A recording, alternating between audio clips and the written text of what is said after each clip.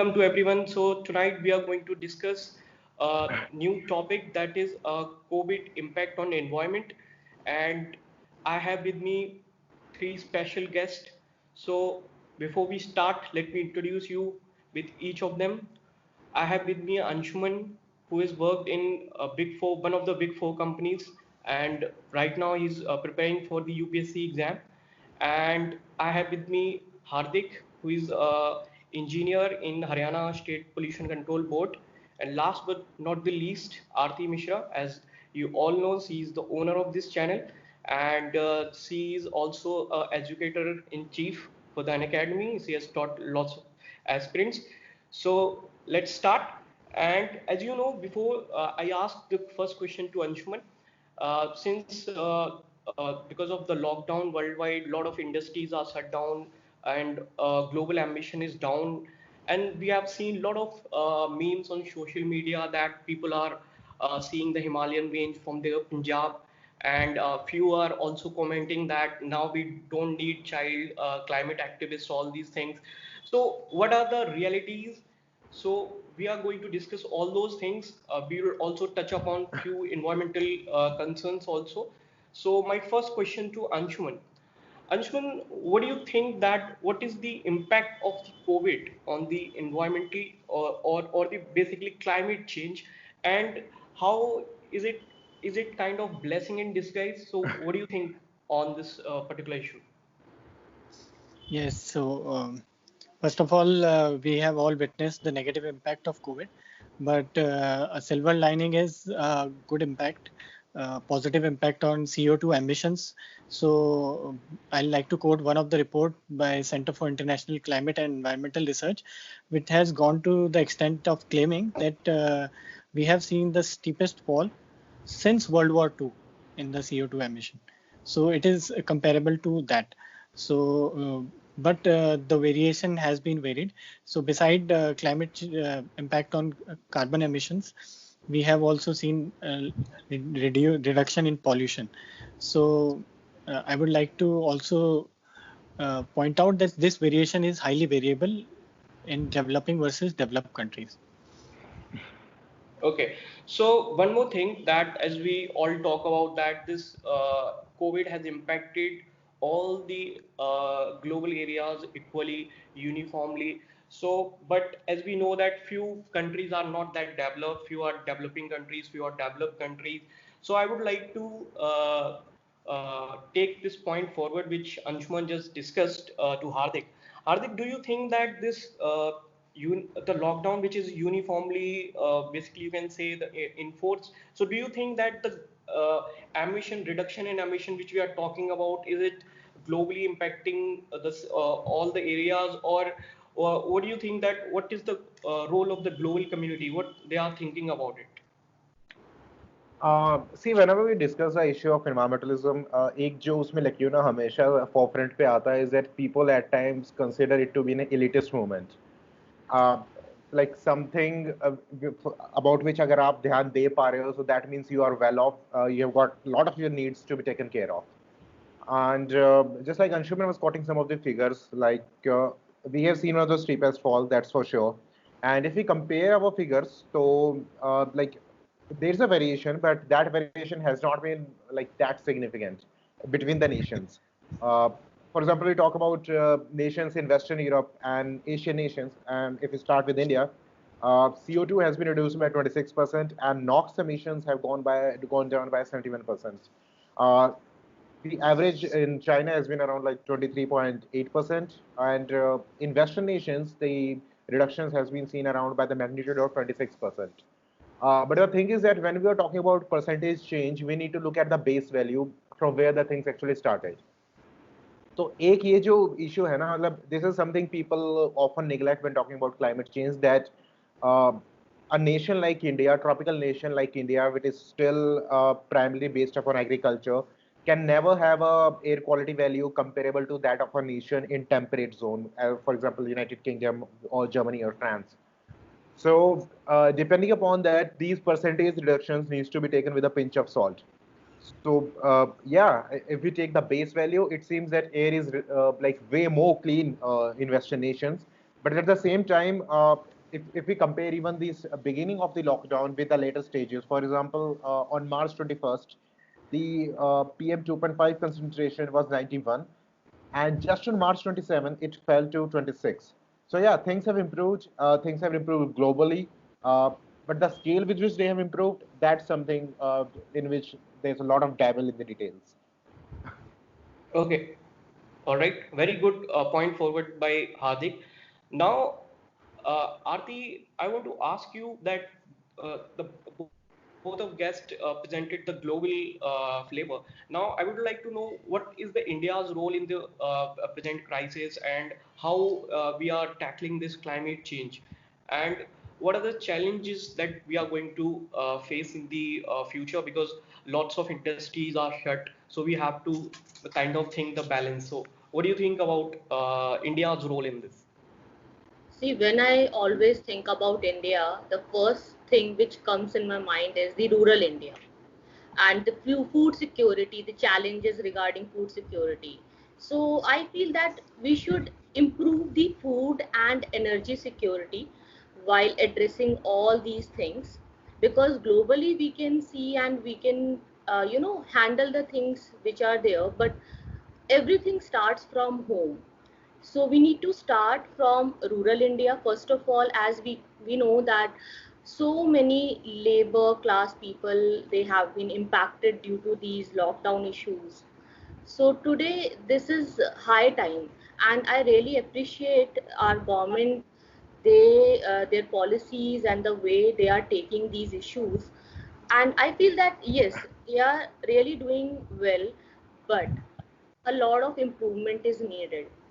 There are so many challenges. And if we talk about skill development, if we talk about green energy, if we talk about empowerment and rural building, everything is working fine, but due to this COVID-19 impact and sudden attack, everything got changed.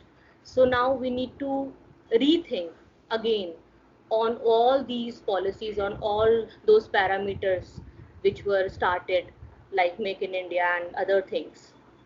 So I feel that we need to rethink on different issues, and I feel yes, government is really having a good role. Internationally, we are playing a great role. We are always active on whenever there is the talk about carbon trading, whenever there is the talk about that we should go for clean energy, green energy. That is fine, but the thing is that we are not having that kind of funds. We are lacking the funds, we are lacking the financial support. So that is something which we really need. And if we manage that, I feel then India will face all the challenges and it will grow up like anything. Okay, fine. So now I would like to go again with Hardik, and I'll come to you, Anshuman, later on. So my question is, Hardik, as you you are working as an engineer in the State Pollution Control Board, you might have seen, you might have inspected few backlands, few lakes, few rivers. I have seen you checking the samples. So do you think that there has been a reduction in the environmental pollution, because lots of waste which were initially getting dumped in these lakes or the rivers now, what is the current situation? And as you know that the deaths, lots of death happening for the COVID is because of our capacity of lung is polluted from the air, from the dirty water, air. So apart from this environmental condition, what is the significance in the future? So how do you think this? To like answer this multi-pronged question, first let's talk about the water bodies. Water bodies are getting cleaner, no doubt about that. But again, as I always say, that devil always lies in the details. For example, if we talk about Ganges, so the thing has been that it is estimated by the different committees of Honorable NGT that around 35 MLD, like that is mega liters per day, of untreated effluent goes into Ganga. And out of this, only 1100 is treated and 2400 is untreated effluent. And what happened during lockdown is that जो industrial effluent था, that was able to be reduced because industries were not operating. But the thing is that industrial effluent just amount for 9% of the total effluent that goes into Ganga. तो जो आप सिर्फ जो 2400 mld का जो untreated effluent जा रहा है, आप उसमें से बस 300 mld रिमूव कर दो, बचा हुआ जो एफ्लुएंट है, जो आपके जो सीवेज ट्रीटमेंट प्लांट्स को ट्रीट करना था, पर वो एफिशिएंटली ट्रीट नहीं कर पा रहे cause the mechanism is not in place, आपकी मशीन्स आउटडेटेड है, तो वो रोबस्टली ट्रीट नहीं हो रहा है। वो वाला एफ्लुएंट आज भी लॉकडाउन के दौरान भी गंगा में उतना ही गया है जितना लॉकडाउन से पहले जा रहा था। तो जितनी हमें इम्प्रूवमेंट चाहिए थी, we are not able to see that kind of improvements. Improvements has been there, but marginally is supposed to be the keyword over here. Okay. Same as with the thing with Yamuna River. And we have been doing like continuous sampling of the same. Like in एक महीने में we took the samples almost thrice. Usually we are supposed to take it once every month, but due to this lockdown, we did it thrice in a single month. So yeah, I mean, a report is being put in place, and let's see what kind of situation emerges for Yamuna. And I'm really sorry. Can you please repeat the second aspect of the question? My second point was that what is the future ahead? Because the such kind of genetic disease will occur again, and the pollution will impact again. So how do you see forward? See, when people talk about this emission, I always give this analogy that think of it like a swimming pool, and आप उस swimming pool को fill कर रहे हो. तो lockdown ने क्या किया, जो आपके टैप का फ्लो था ना, वो फ्लो कम हो गया है, बट वो पूल अब भी भर ही रहा है. तो यूजुअली क्या है आपका, on an average if you take a conservative figure, आपका 36 गीगाटन CO2 जो है हर साल आपके एटमॉस्फेयर में ऐड हो रहा है. तो अगर हम मान ले कि ड्यूरिंग दिस लॉकडाउन हमने 40% भी रिडक्शन कर लिया, तो दैट मीन्स कि आपका 21 gigatons of CO2 still got added to the atmosphere. तो आपका जो ट्रेंड है वो पीक की बजाय थोड़ा सा कर्व हो गया है, but additions have still been there. Okay, I would like to come again with you on this.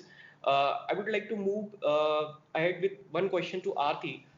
Aarti, since we are facing disease like COVID, so are we going too close to wildlife, and what is the fine balance which you see in biodiversity conservation and the economic development? See, I feel that we have seen a lot of things. We have, experienced a different kind of journey in these lockdown days. And people are more aware about nature. People are more educated towards their role in the society as an individual, as a human being. And I feel that will really impact the humanity as a whole, not only the wildlife, not only the sustainable development, but the thought process, the mindset of that very casual living and unhygienic kind of nature, that will really change and the balance will come. I feel that nature itself, it is very, very balanced. The universe is balanced and everything, it goes in balance. Whenever we try to disbalance it, that ecology always slaps us and it tries to make us remind us that yes, you are doing something wrong and this is the right way to do that. So I think that kind of message is coming from nature right now, which we all should go for, right? Okay, so I think Aarti wants to go. Aarti have some urgent, yeah. Aarti have some urgent work to do. So I would like to thank you, Aarti, for joining us. And you can leave, and we'll talk to you later on about this and in the future debates also. So thank you, Aarti, and we'll continue debate. And thank you, Aarti. Okay. Okay. Bye. Thank you, everyone. See you. Bye. So now, Anshuman, since we have discussed about almost climate change, environmental pollution, but we are experiencing some serious pattern right now. We have seen a locust attack, we have seen cyclone Amphan, we have seen Uttarakhand fire, etc. Lots of happenings are there which you can associate with the climate change. So why is it happening? Can you explain the behind the scientific reasons, mechanism that is happening, how we can stop it? So what's your take on these things? Thank you, Amit. So as we have seen that COVID-19 is not the only issue that we are tackling right now. So let me first talk about the locust attack. So India has in previous years also witnessed locust attack. There was slight influence of locust in Punjab and Rajasthan last year as well. But if we recall, the last major locust attack was in 1987. So like the the chief of ICMR, Indian Council of I'm sorry, Indian Council of Agriculture Research, ICAR, has also pointed out that we have not learned the lesson from the last locust attack that has destroyed a lot of crop area. And because Indian economy is dependent on agriculture to a large extent, especially if we think about more than 50% people who are involved in agriculture. So this should be one of our priority. But if we want to attribute it to climate change, I'm not really sure that we have the evidence to suggest that it is linked to climate change, because history since mid 19th century we have evidences of locust attack, and at that time climate change was not such a big issue for humanity. And the next is like we have recently witnessed cyclone in Odisha and West Bengal area. So these are also annual affairs. And Cyclone Fani was one of the major blow to Odisha's infrastructure, which we witnessed recently. So I think cyclones have become more frequent. This is something we can attribute to climate change, and the intensity has also increased. So there is a need to be more prepared for cyclone. So 1999 Odisha saw a major cyclone, and since then they have reduced the fatalities. But the impact on infrastructure is still huge, and we need to prepare ourselves for that. Other than that, we have also seen heat waves in northern India.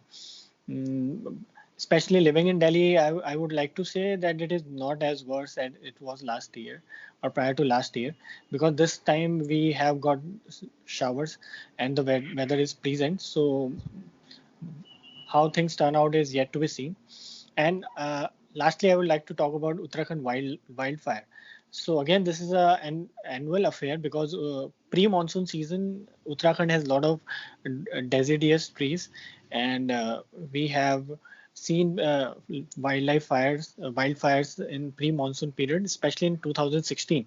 The extent was very huge, and I think Uttarakhand Forest Department and other agencies are working to reduce the impact. And this year, I think the major concern has been the fake images being shared on social media about the Uttarakhand fire, which has been a huge concern. But as such, the area which is impacted is less than 100, I think 100 kilometers square, I guess. It is like less than half what it was in 2016. Yeah. Okay. Thank you, Anshuman.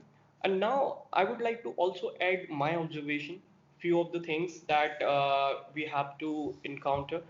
That we criticize India for lots of things, but if you talk about in the context of environment and climate change, India has played a very good role, even in the Kyoto Protocol, when lots of countries were not following the norms. US exit and then Canada exit, and on that time also India followed the reduction norms.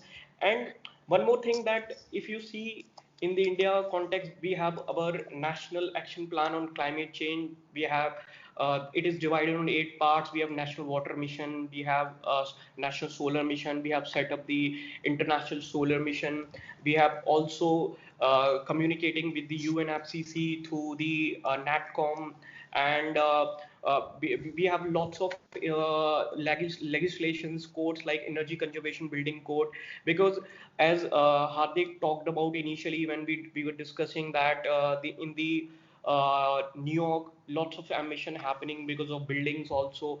So if you see that in India, when we construct the particular building in the lots of housing societies, we do not think about the environment. We do not, when we install the ACs, refrigerators, we do not think about how we can utilize the solar energy. And if you see lots of big societies like Amrapali in Noida, and I don't like to name, but there are lots of society where we do not have a proper mechanism for the waste control. Lots of waste are getting just distributed. If we can set up a proper mechanism where we can convert the bio energy from that waste, so lots of ways we can do. We can reduce our dependence on the fossil fuels. So these are few ideas right now I have, but I would like to discuss both of you few things.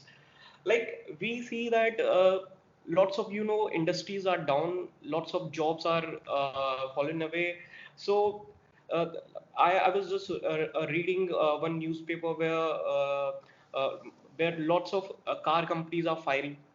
So do you think that few schemes like Fame India, where we are promoting hybrid electric cars, so what are the challenges in the electric cars installation, like promoting electric car, or what are the issues in transition from BS to BS4 to BS6 that Supreme Court ordered? So now things gonna change. So what's your take, both of you, on this? First, Anshuman. So I think the major priority of government across the nation would be economic rejuvenation. So we have seen tremendous economic slowdown. So as a result, the major priority of government would be to rejuvenate the economy as soon as possible. So that means giving a push to traditional sectors. That is manufacturing, MSME. We have seen a huge package, manufacturing, automobile, and FMCG goods. So these are all the second sectors where government is going to give concessions so that they can recover fast. One of the concession we have seen is in labor laws, in especially in Yeah. Uttar Pradesh and Madhya Pradesh. So like we are talking about the two things, that is one is climate change and other is environmental pollution. In the future, I think government policy and government emphasis on economic recovery would lead to adverse impact on both of these. For example, environmental clearances would be given on priority basis without much discussion and deliberation. So that may have negative impact. As we are seeing right now in Assam, also there is a protest going on against coal mining. And talking about the pollution also, I think pushing electric mobility in such a time would be a difficult proposition for the government. So first of all, they would like the automobile sector per se to survive. So Yeah. they would, yes, we have an obligation to shift from BS4 to BS6, but Supreme Court has already given certain relaxation, and I think that relaxation might continue, and we will surely shift to BS6. But other than that, we cannot expect automobile sector to do much, especially huge investment that are needed in the battery setup, because the electric mobility is also dependent on battery. Okay. So, so these are my takes. Okay. Hardik. Yeah, I think the thing is that जब we talk about our environmental conservations and sustainability issues, so many people think it to be a trade-off. कि either you can have your development or you can have your environment. But what we need to understand is that both can intersect. They can be a common meeting point for both of them. Like I will tell you why. When your industrial activity increases, you get more funds for your research and development and your scientific purposes. They allow them to create machines and to make a manufacturing process that is more streamlined towards less emissions. For example, if you look at it, I mean, in 1750s when industrial revolution started happening in Britain, one of the major reasons for it was that aristocracy was ready to fund the scientific developments. So if our industries are in a good position to work on the pollution control devices in an efficient manner, we can go for a greater growth rate along with a better conservation and sustainability. There is this concept in economics. It's called environmental Kuznets curve. So what does this curve says is that when you are developing, you reach a stage where your emissions increases. But once you reach a peak, it starts coming down. And it happens because you are able to invest in more clean technologies. So earlier, pet coke used to be used. Now industries have shifted to PNGs in many of the NCR areas. Electric furnaces are being used.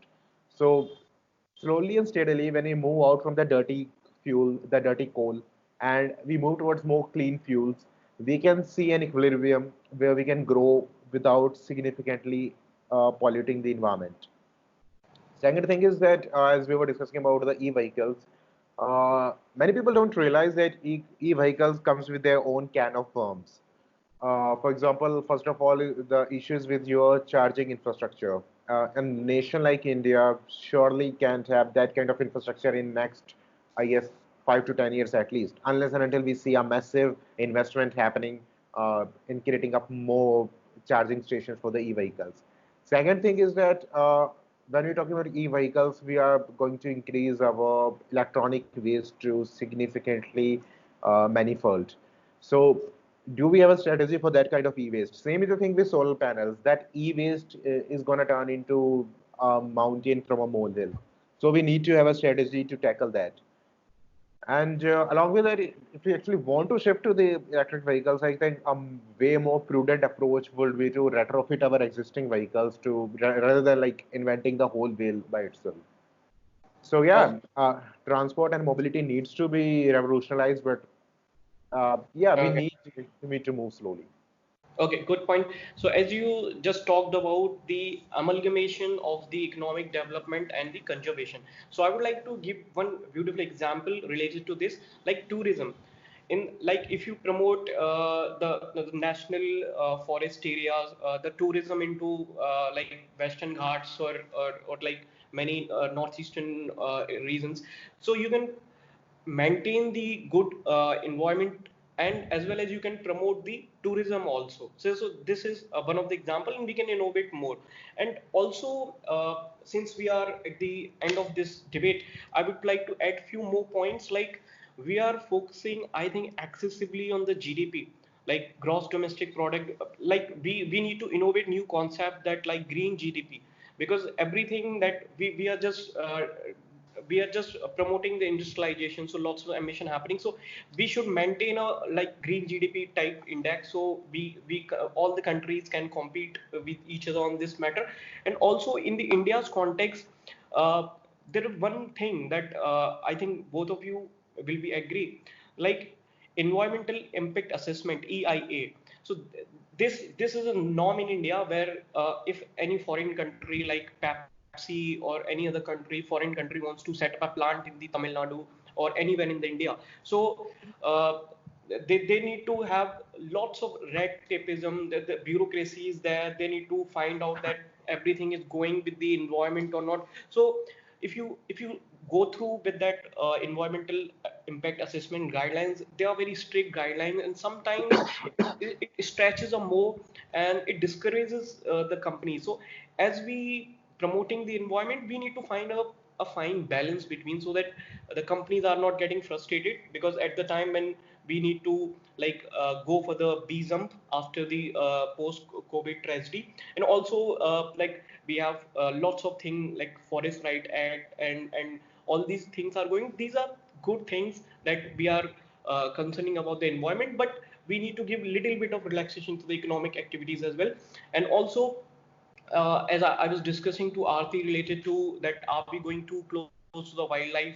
So there are few things like we have read like sites or traffic. These are the global sites like global convention when you need to trade wildlife trade to the cross border. So we need to examine, we need to give more strictness to this, so that the things that happened with the COVID, it got transferred from bat to the penguin to the human. So we can we can have proper inspection on these things, and also we can talk about WHO and all, but we will discuss in other debate, because it will be another topic. So WHO reforms, it's a good idea. We can discuss about it later on. So now since we have discussed all these things, we have touched upon all these things. Now uh, just what a way forward. Just I would like to conclude this debate with a way forward. So what do you think, Anshuman? What is the way forward during this post-COVID world related to the environment and as well as promoting the industries also? So there are two aspects. One is what we have learned from COVID, and when we are talking about the consumers. So they have learned a lot. They have learned dependence, and they have learned that they can survive with less. So this is going to reduce their carbon emissions to a large extent. And another impact is on the poor who are not actually the consumers. So like climate change, like disaster, uh, the impact of COVID was more on poor and migrants.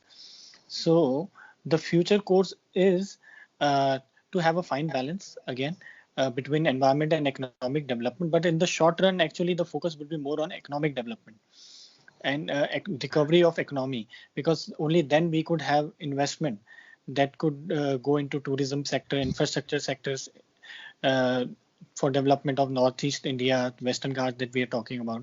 So immediate concern would be economic development. And another aspect that in the way forward I would like to point out is the change scenario that we are going to face after COVID scenario. We already know that we won't have, like if we talk about carpooling, that will be stopped. So that means more vehicles will be on the road. That also means that post-COVID will see more carbon emissions. The gains that we had might not last for long. Other than that, in COVID, we have seen, if we talk about plastic usage through disposables, this consumption has also increased. So we also need to see alternatives. That we are talking about the benefits, but what about the challenges that going to come for climate change and for environmental pollution, and how we going to deal with that? So Okay, I so think, yeah. thank you. So before I go with Hardik, one more point. Personally, I would like to ask you that as you sampled lots of like lakes and all. So I'm interested to know that I'm curious that what do you check basically? Is this a biological oxygen demand, chemical oxygen demand? It's a BOD, COD. We have read in the academic chapters. So do you think these are the things, or what kind of particular sample? What is the mechanism? If you can touch upon, if you're allowed to talk about it, and also what's your point on way forward for all these things? Yes. Yeah, obviously, I mean, all of our data is in public domain. I mean, I guess when it's one of the most transparent government bodies. So if you look at it, we have a long list of parameters which we test, and each parameter signifies something. For example, BOD is usually for your domestic effluent. If your domestic effluent is high, so that's going to give you a high BOD. Similarly, COD is for your trade effluent from your industrial effluent. Then we have got dissolved oxygen. We have got pH, like how acid or basic your water is. Okay. We have got nitrites. Nitrites, their presence indicate that sewage has not been properly broken down. We have got phosphate. We have got metal and ions testing. तो basically metal ज्यादा है तो मतलब आपकी जो dice वगैरह है वो ब्रेक डाउन नहीं हो रही है, they have been in the solution. Then we also have surface absorption ratio. अगर आपको अपना वही पानी इरिगेशन के लिए यूज करना है तो it needs to have a good ratio for that. Then phenolic compounds are there. उसके अलावा साथ में वी हैव गॉट, या one of the most important parameters of faecal coliform. Faecal coliform अगर आपके ट्रीटेड पानी में है तो मतलब water is not treated, it's a dirty water, it has got like excreta mix up in the water. So yeah, there's a long list of parameters which has to be checked upon, and each thing has their own significance. So for this kind of test, we tried to we tested almost 15 parameters in one single sample. We took a separate sample for dissolved oxygen.